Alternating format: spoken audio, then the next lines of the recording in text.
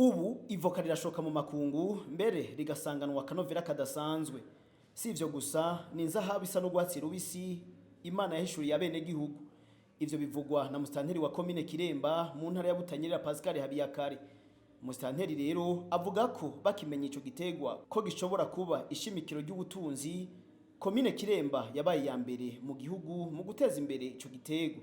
Ubu ngo bakaba bageze ku ntambwe ishimishije. Abenegihugu babibonye tubikora nk'ibikorwa rusangi baciye bagenda nabi wabo, barabona ibiti bitagitanga umusaruro byamaze gupfa, hanyuma barabitema, babona bije ko iminago myiza, imivyaro myiza, hanyuma haraba umugambi rero wo kuvyomekera ko amavoka ya ruhere, bica bikorwa muri komine yose.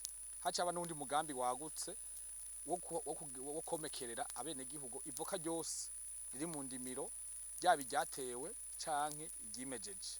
Bica bituma rero duhagarara neza, abenegihugu bose baca barahabona, baca baratera.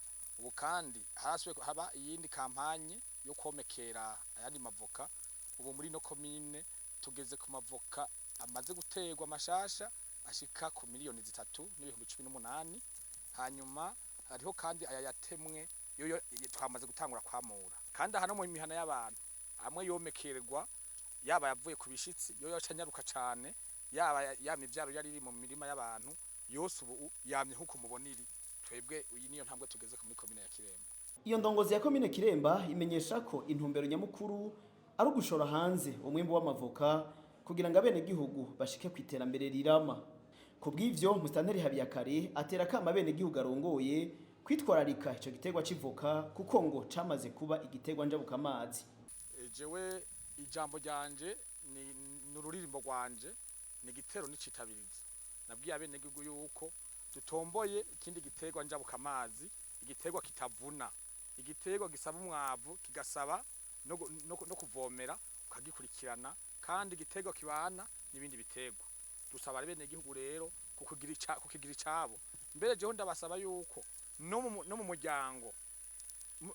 muryango babazanya, mbega ko tugiye kuryama twaravye ivoka ryacu ko ritahutaye, twaravye ko rivomeye, twaravye ko rikurikiranwa neza.